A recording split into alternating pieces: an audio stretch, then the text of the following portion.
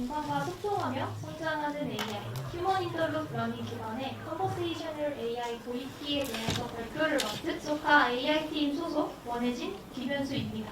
목차는 다음과 같습니다. 백그라운드, 휴먼 인터룹, 그 안에 오픈셀 레코그니션, 오픈 인텐트 디스커버리, 휴먼 이밸류에이션, 그리고 마지막으로 유즈 케이스인데요.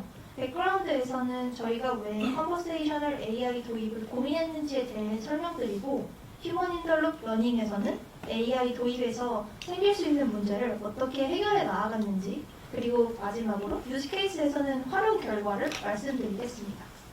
구체적인 각 모델에 대한 설명에 들어가기 앞서 현재 저희가 AI를 도입하고자 하는 이유와 해결하고자 하는 문제에 대해 설명드리고자 하는데요. 저희 서비스에서 텍스트 정보는 상담에서 가장 많이 활용됩니다. 대표적으로 전화 상담이나 챗봇이 해당되는데요. 이러한 상담은 사용자의 필요에 의하여 진행됩니다. 위 그림처럼 문의를 남기는 사용자와 상담사의 비율이 1대1이라면 고객이 필요로 할 때마다 문제를 해결할 수 있습니다. 그럼 사용자가 많아진다면 어떻게 될까요? 한 명의 상담사가 많은 사용자를 커버해야 합니다.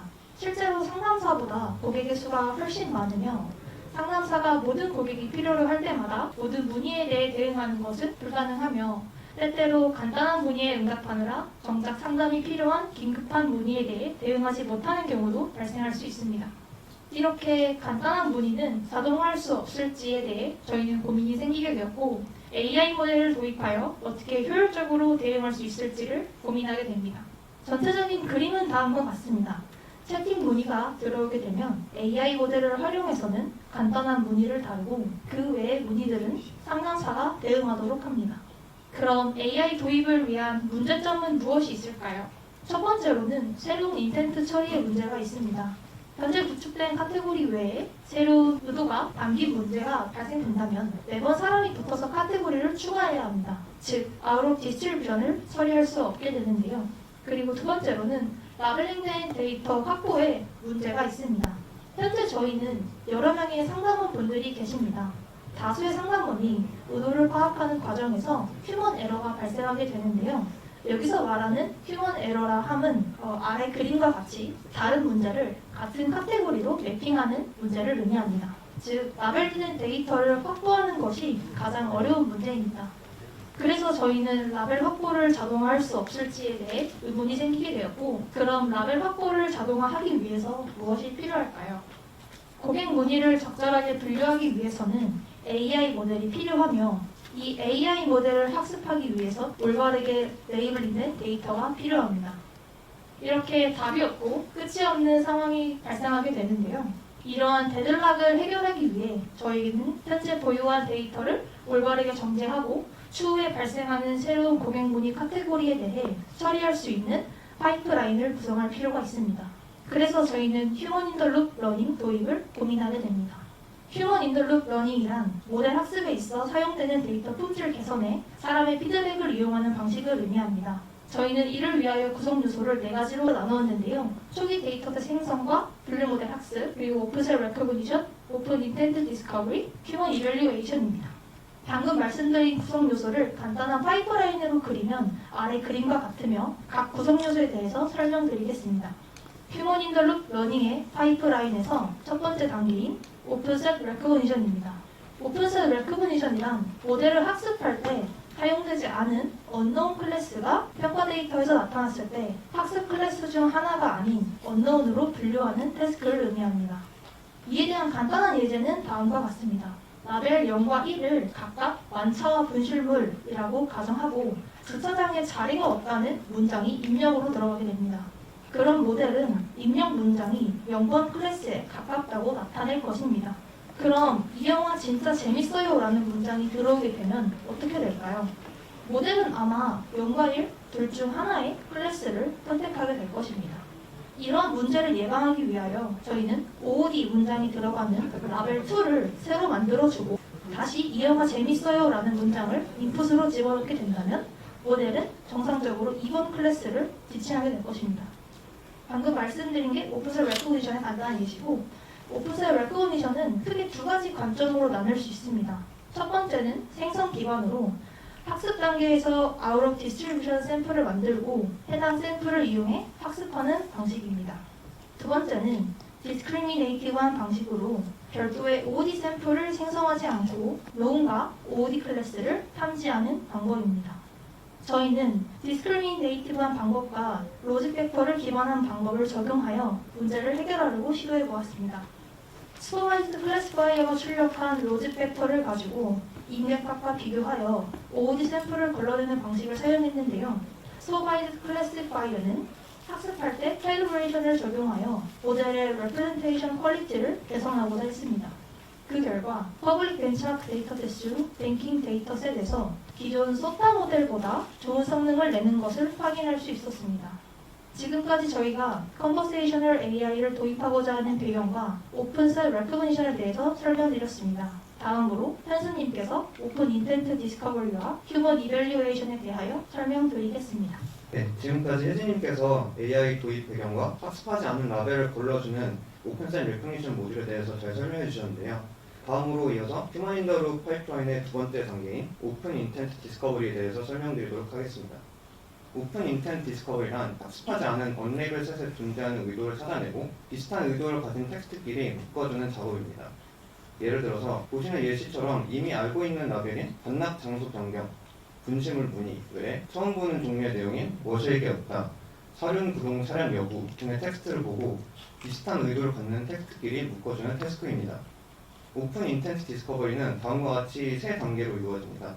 이미 알고 있는 데이터에 대해서 학습을 한 후 앞선 오픈셋 레코그니션 단계에서 언노운으로 라벨링된 언노운 셋에 대해서 레프레젠테이션 벡터 혹은 센텐스 임베딩을 추출한 후 이 센텐스 임베딩에 대해서 클러스터링을 진행합니다.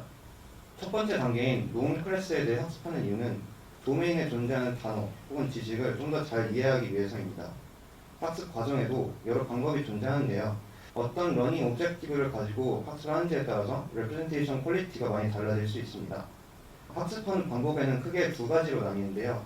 첫 번째는 모델 학습에 가장 많이 사용되는 슈퍼바이즈 클래시피케이션 방식이고, 두 번째는 최근 많은 주목을 받고 있는 컨트래스티브 러닝 방식입니다. 슈퍼바이즈 클래시피케이션 방법과 다르게 컨트래스티브 러닝은 같은 카테고리에 속해 있는 인풋의 레프레젠테이션 시밀러리티가 높아지도록 학습을 합니다.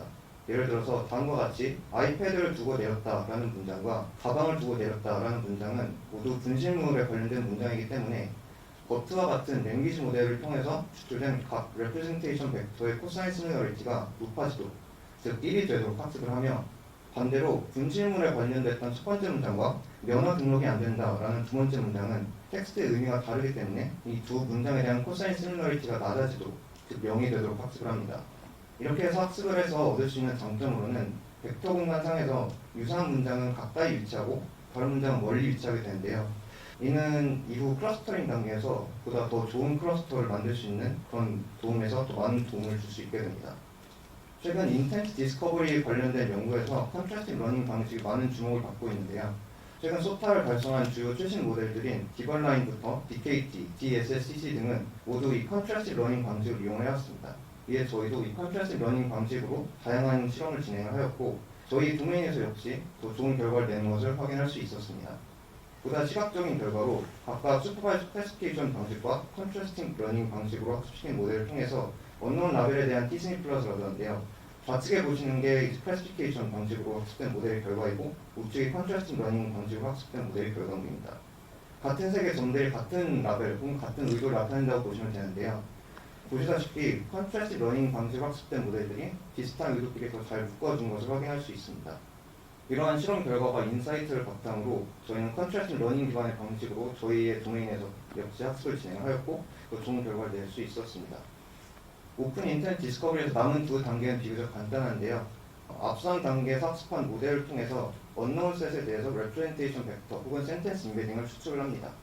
이렇게 얻은 각 문장에 대한 레프레젠테이션을 K-민즈 혹은 컨트래스티브 클러스터링과 같은 클러스터링 모델을 통해서 묶어주고, 결과적으로 언노운 셋에 속한 각 문장에 대한 예비 카테고리를 얻게 될 수 있습니다.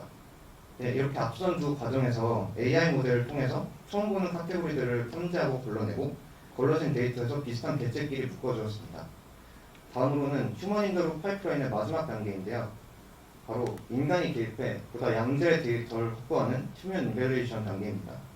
이 단계가 필요한 이유는 아무래도 학습하지 않은 데이터에 대해 클러스터링을 수행하기 때문에 비슷한 의도를 가진 텍스트끼리 묶어준 클러스터도 있는 반면 비슷한 의도끼리 묶이지 않은 사용할 수 없는 클러스터도 존재할 수 있습니다.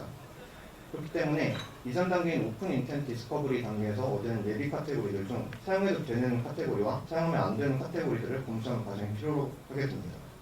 그래서 사람은 예비 카테고리로 분류된 데이터를 검수하게 되는데요. 같은 카테고리로 분류된 문장들이 같은 의도 혹은 같은 의미를 담고 있는지를 중점적으로 확인을 합니다. 예시로 저희 검수자가 오늘 화면의 일부를 가져와 봤는데요. 보시는 것처럼 예비 카테고리를 기준으로 나열된 문장들이 같은 의미를 담고 있는지를 확인하고 이 중 사용해도 되겠다 싶은 문장들을 지정을 해줍니다. 네, 이렇게 각 모듈에 대한 설명은 마무리가 되고요. 이제 마지막 단계에서 얻은 사용해도 되는 카테고리, 즉 신규 카테고리에 대한 데이터는 처음에 저희가 사용했던 데이터셋에 추가되어 업데이트하는 데 사용이 됩니다. 이후 이 새로 업데이트된 데이터로 모델을 학습하는 것을 시작으로 저희는 다시 루프를 돌게 되는데요. 이렇게 모델은 점점 증가하는 데이터에 대해서 학습을 하면서 도메인의 지식을 더 잘 이해하게 되고 데이터를 다루는 저희 역시도 숨어있던 고객의 인텐트를 찾아 고객이 정말로 필요한 그런 부분들을 잘 처리할 수 있게 됩니다. 루프를 반복적으로 돌면서 처음에 있었던 데이터셋과 비교해 저희는 라운드 1, 라운드 2를 거치면서 지속적으로 신규 카테고리도 증가하고 전체적인 데이터셋 역시도 증가할 것으로 보고 있습니다. 네, 예시로 5가지 카테고리를 시작한 저희 초기 데이터셋이 현재 저희 휴머닝으로 파이프라인을 거치면서 기존에 없었던 쿠폰 발급, 편도 이용, 분실물 발생 등에 비롯한 26개의 신규 카테고리를 확보할 수 있게 되었으며 현재도 지속적으로 고객이 필요로 하는 문의 사항들을 정확하게 분류해낼 수 있는 카테고리들을 추가해 나가고 있습니다.